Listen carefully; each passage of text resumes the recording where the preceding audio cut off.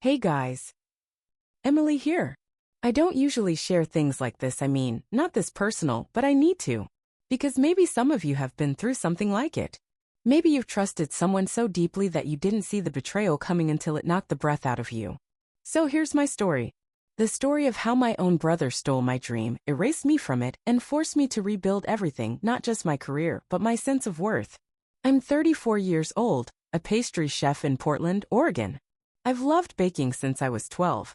My first business was selling cinnamon rolls to neighbors on Saturday mornings with a fold-up card table and a handwritten menu. My grandma, who basically raised me when our mom was too busy or tired or just not present, used to say, "Sweetheart, your hands know how to love people. You just use sugar to do it." Fast forward to my late 20s, I'd spent years climbing the culinary ladder, saving every spare penny, working double shifts. And my younger brother, Jason? He was the business guy. Charismatic, ambitious, good with numbers, and somehow always managing to land on his feet, even after bouncing between startups that fizzled out. We'd always been close, not perfect, but close enough to share this dream. Opening a family restaurant together. It started as an idea over drinks 6 years ago. We were sitting in a tiny downtown bar, both exhausted and buzzed on cheap whiskey when Jason said, "What if we just did it, Em? You run the kitchen. I handle the business. No middlemen. No bosses." I laughed at first. But he was serious. And over the next year, the idea became a plan.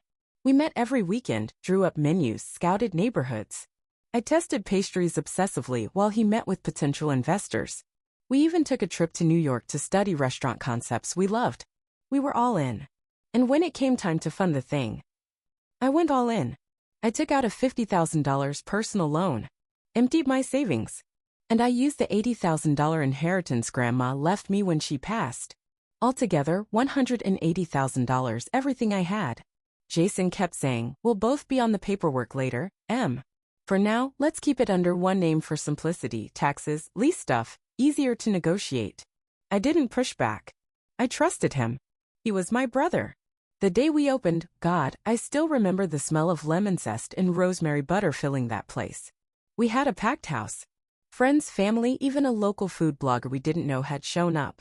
Jason made a speech that night. Stood under those Edison bulbs, raised his glass, and said, "Thank you all for believing in my dream. I've worked hard to build this place from the ground up." I laughed at first. I thought it was a mistake. Just nerves. He'd fix it. But he never said my name. And in that moment, under the hum of applause and clinking glasses, something in me started to crack. 1 week later, I was called into the office, yes, my own office, which I helped design, and let go. Vague HR phrasing. Cultural misalignment. Creative differences. The same week, a food magazine praised our desserts as unlike anything else in the city. I didn't understand. Until I did. I went home that day in a daze. The kind where you sit in your parked car for an hour, keys still in the ignition, staring straight ahead like if you stay still long enough, the world will rewind itself.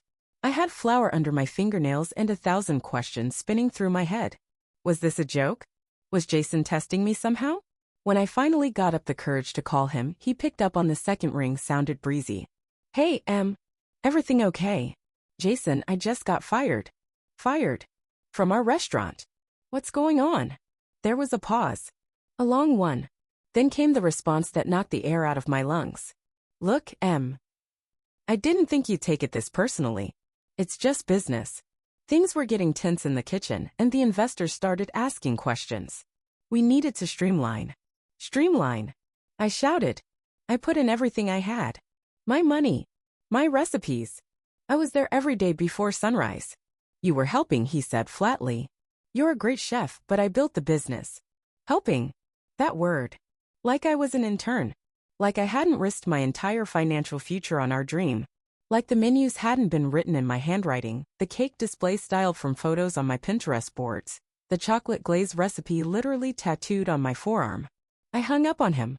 The next call I made was to our mom. Because despite everything, I thought she'd get it. Thought she'd back me up. She didn't. "He's the man, Em. You were just helping. He needs the stability. You've always been emotional about these things." Emotional. That one hit even harder. I realized then that this wasn't just about a restaurant. It was about how easily my family erased me the moment I stepped into something bigger. The second I stopped being quiet and agreeable. When I stopped being useful. I cried for 2 days. Didn't eat. Barely slept. But then something in me shifted, the way bread does when it finally rises. I opened my laptop, wiped my face and started digging. Emails. Bank transfers. Slack messages. Recipe drafts. Texts. Photos from our tasting meetings. Copies of checks I'd written. Screenshots.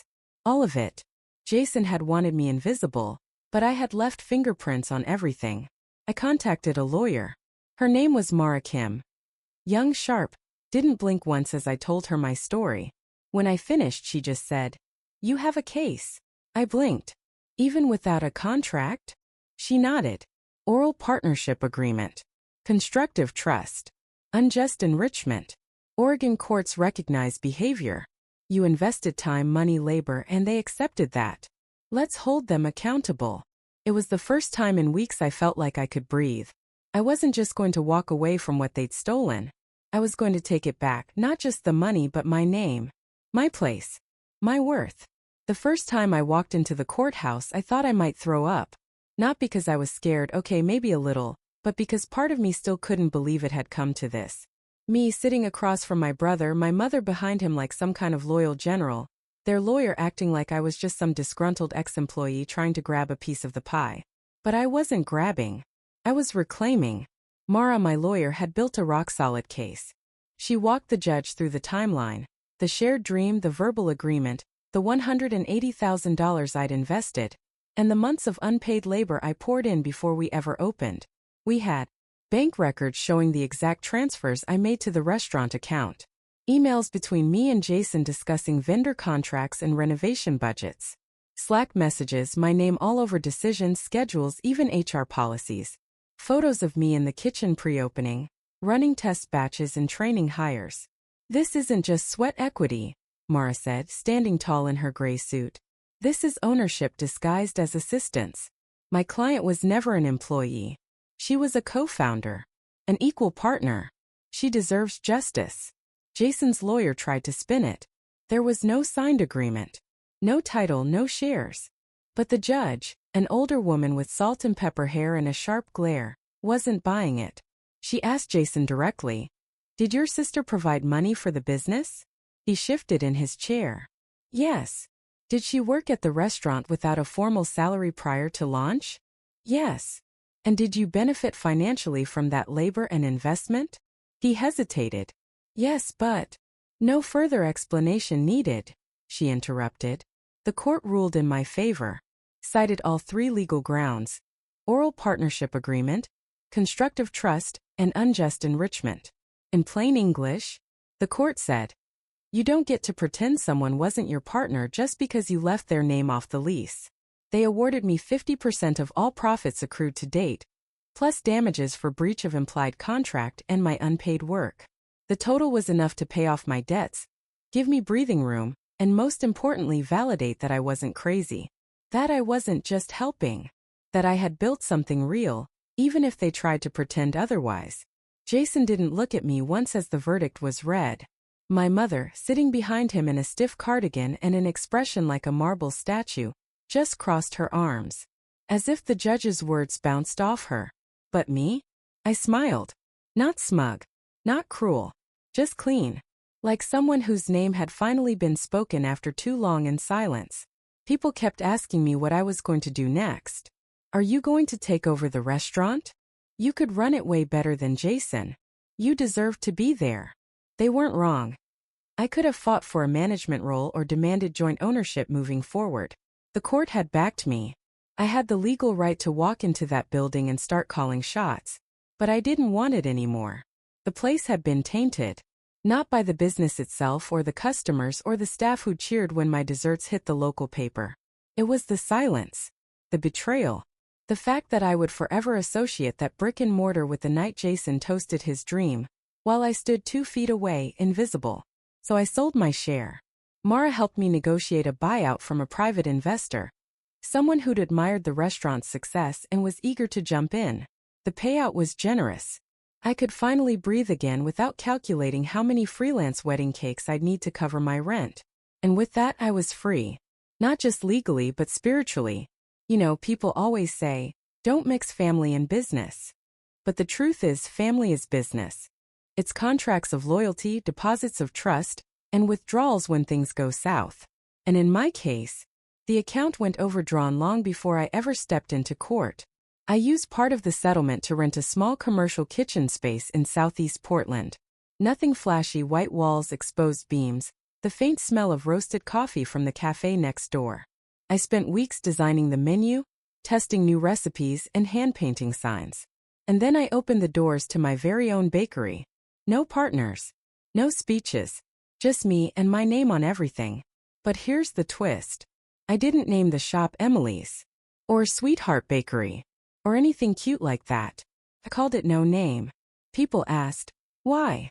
Because that's what I was to them. No name on the lease. No name in the speech. No name in the legacy they tried to write without me. So now I own it.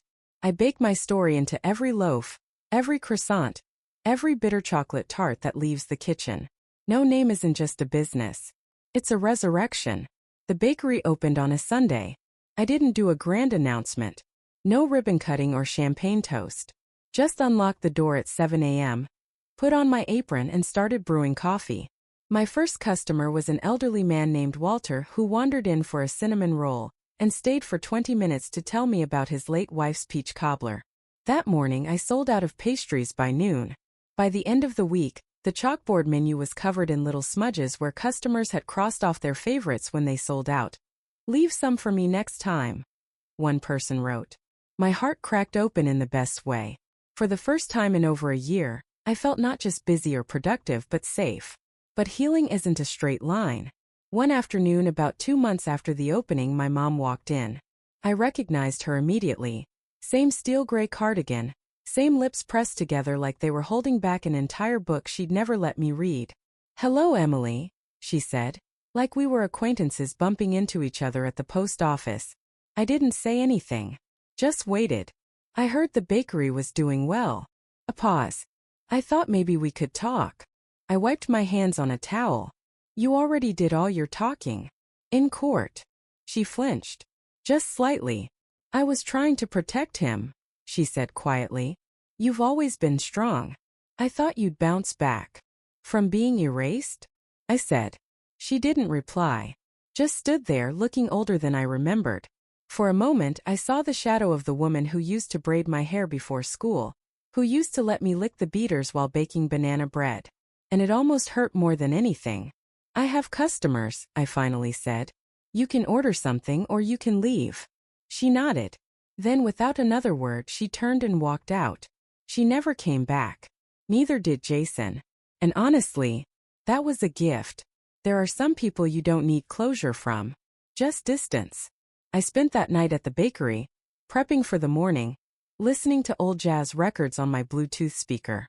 Around midnight I sat on the floor, back against the wall, eating leftover raspberry galette and thinking about how far I'd come, and how much of that journey no one would ever clap for. But I clapped for myself. Quietly. One slow round of applause. Just enough to echo in the empty space and remind me that I'm still here. Still building.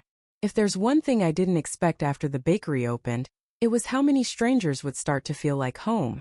There was Keisha, a florist from next door who wore earrings the size of saucers and always smelled like eucalyptus. She brought over a bouquet on my second week and said, "You're new here. We take care of our own."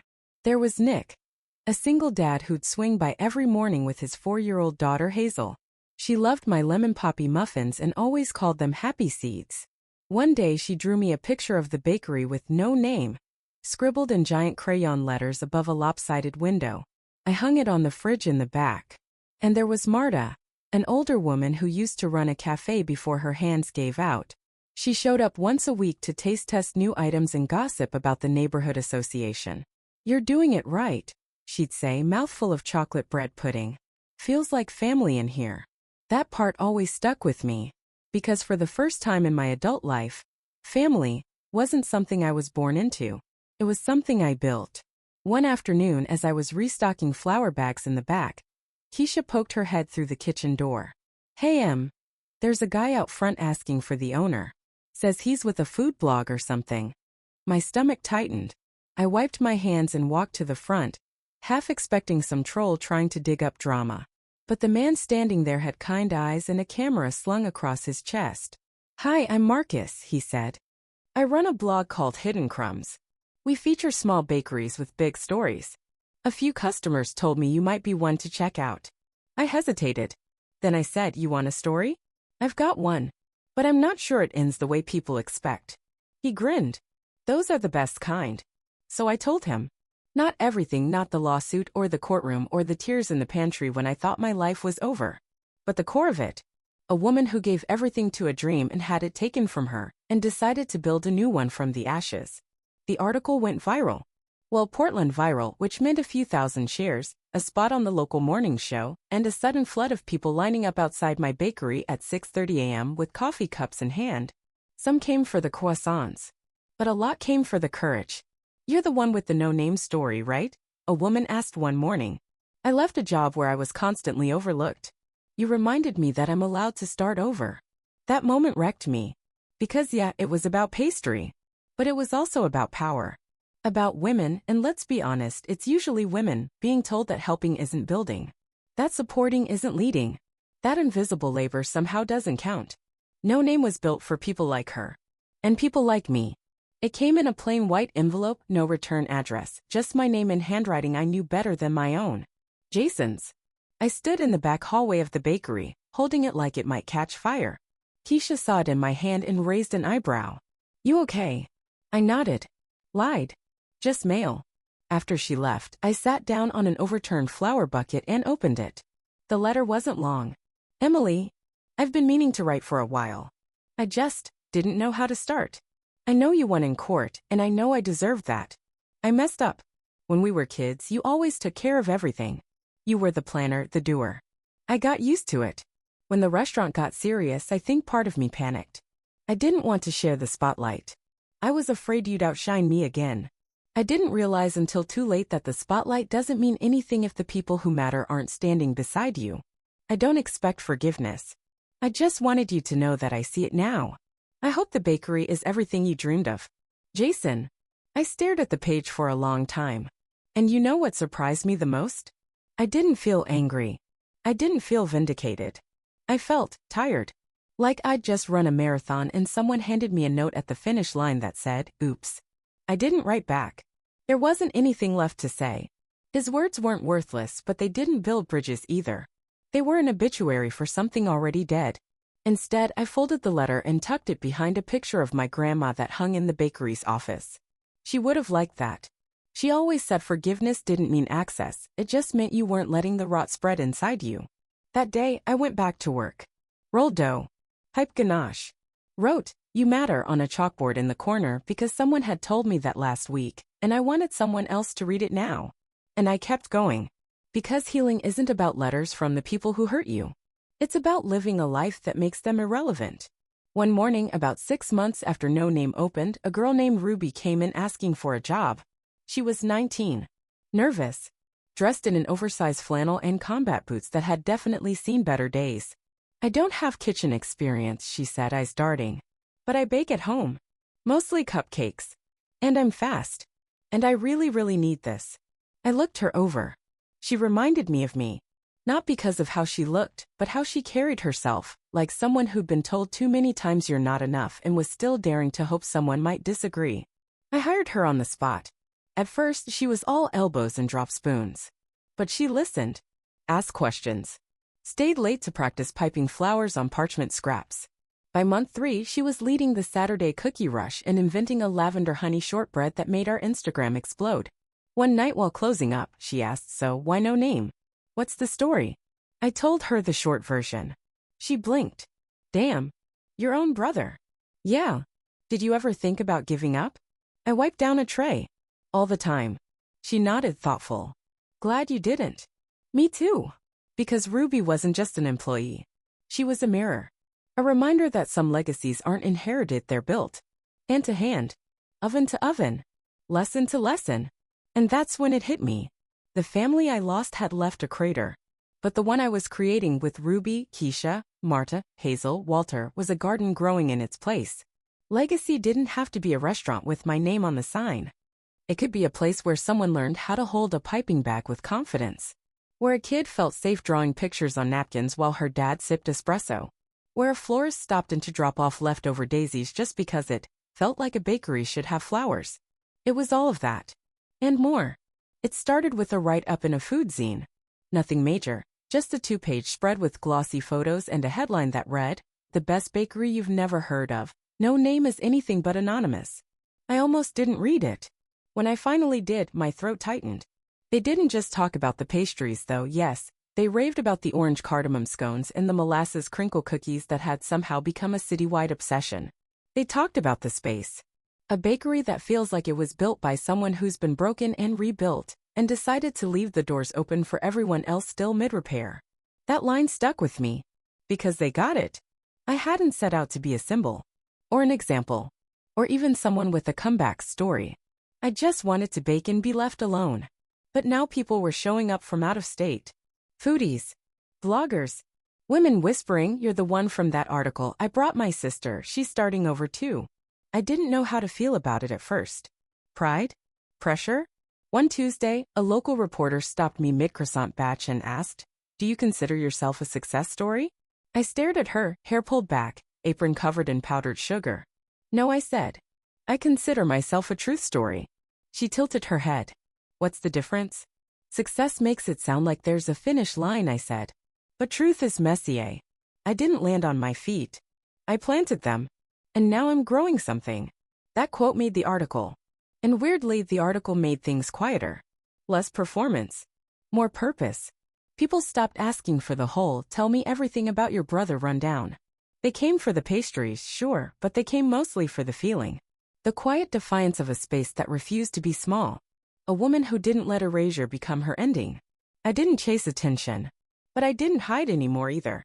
I was seen not for my pain, or my scandal, or my proximity to someone louder, but for what I'd built with my own hands.